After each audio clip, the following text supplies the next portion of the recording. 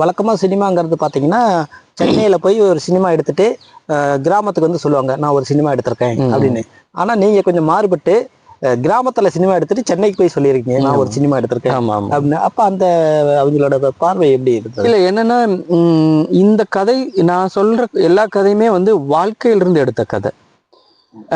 சும்மா நம்ம கற்பனையா எழுதின கதையா இருந்தா ஏதோ ஒரு கதாபாத்திரம் நடிச்சா கூட அது ஒரு சினிமாவா வந்துரும். எப்படி ஒரு ஊருக்குள்ள போய் ஒரு ஒரு ஒரு கதையில பாதிக்கப்பட்ட வாழ்ந்த மனிதர்களை பார்த்துட்டு வந்தா எப்படி ஒரு உணர்வு ஏற்படுமோ, அந்த உணர்வும் தாக்கமும் பார்க்குற பார்வையாளனுக்கு ஏற்படணும் அப்படின்னு நினைச்சேன். அதுக்காகவே நான் வந்து என்னன்னா, ஏற்கனவே அந்த தமிழ் தொலைக்காட்சியில, மக்கள் தொலைக்காட்சியெல்லாம் பண்ண அனுபவத்தின் அடிப்படையில இங்கேயே நான் கொஞ்சம் நடிகர்களையும் உருவாக்கி இருந்தேன். ரொம்ப யதார்த்தமான கதாபாத்திரங்களா இருக்கக்கூடிய நடிகர்களை. அப்போ ஒரு சினிமாவில் பார்க்கக்கூடிய அந்த செயற்கைத்தனம் இல்லாம இங்க இருக்கிற மக்களையே வச்சு நடிக்க வைக்கும் பொழுது பார்க்குற பார்வையாளனுக்கு இது நிஜமான ஒரு கதையை பார்த்த உணர்வை ஏற்படுத்தும். ஐயோ, இந்த மாதிரிலாம் நம்ம வாழ்க்கையில நடந்துடக்கூடாதுங்கிற ஒரு தாக்கம் இன்னும் கொஞ்சம் வீரியமா இருக்கும் அப்படிங்கிறதுக்காக இங்க இருக்கிற ஆட்களையே வச்சு நடிக்க வச்சேன். அது உண்மையிலேயே எல்லாரும் பார்த்த எல்லாருமே பாராட்டின விஷயம் அதுதான் இருந்தது. ரொம்ப லைவா, ரொம்ப இயற்கையா, ரொம்ப எந்த விதமான செயற்கைத்தனம், சினிமாத்தனம் இல்லாம இந்த படம் உருவாயிருக்கு அப்படிங்கிறது புதுசா எல்லாரும் கவனிச்சாங்க. அது எனக்கு பெரிய சப்போர்ட்டிவா இருந்தது. பெரும்பாலும் எங்க உறவினர்கள், குடும்பத்துல இருக்கிறவங்க, தாத்தா, பாட்டி, அப்பா, அம்மா, சித்தப்பா, இப்படி எல்லாமே உறவினர்கள், தம்பிங்க, தங்கைகள் இவங்கள வச்சே எடுத்ததுனால அதுல ஒரு புது தன்மை இருந்தது.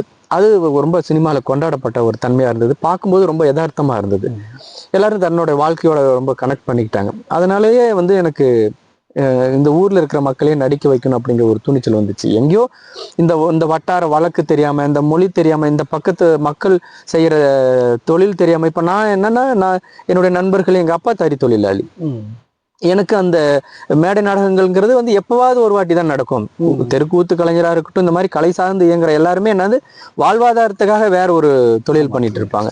அப்ப எங்க அப்பா தறி தொழில் பண்ணார் அப்படிங்கும்போது எனக்கு அது தொடர்பான பொருட்களோட எனக்கு நெருக்கம் அதிகம். அப்ப எங்க நண்பர்கள் எல்லாமே எங்க பக்கத்துல நிறைய தறிப்பட்டறை இருக்கும். நான் பள்ளி காலங்கள்ல விடுமுறை நாட்கள்லாம் போய் அந்த தறிப்பட்டறையில இருப்பேன். எனக்கு தறி ஓட்ட தெரியும். இப்ப நான் தறி ஓட்டுற மாதிரி இயல்பா வந்து யாரும் இருக்க மாட்டாங்க. நான் ஒரு காட்சி எடுத்திருப்பேன். அந்த பாட்டி கிட்ட உட்காந்து பேசுற காட்சி. அந்த பாட்டி சுண்டக்காய் பறிக்கிறதுக்கு போய் கீழே விழுந்து அந்த பாட்டி கிட்ட நான் வந்து அலற மாதிரி ஒரு காட்சி வச்சிருப்பேன்.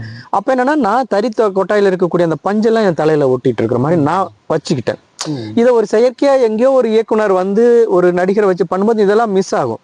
ஏன்னா கண்டிப்பா தறி ஓட்டுறவன் தலையில அந்த பஞ்சுகள்லாம் ஒட்டி இருக்கும். அந்த அந்த சின்ன சின்ன ஒரு வெள்ளையான அந்த என்ன கலர் பாவு போட்டிருக்காங்களோ, நூல் இருக்குதோ அது அந்த இது சட்டையில அங்கெல்லாம் இருக்கும்.